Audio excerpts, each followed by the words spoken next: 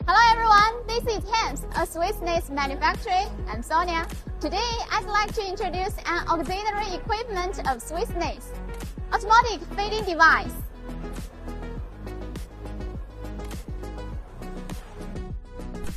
The automatic feeding device is mainly used to provide processing efficiency and reduce manual intervention.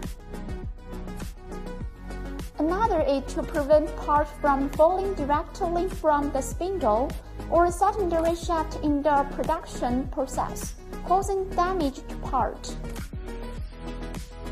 About our Swiss lathe, different lathes have different automatic feeding devices, which are modified according to the characteristics of the machine tool, so that it can better cooperate with the machine tool work.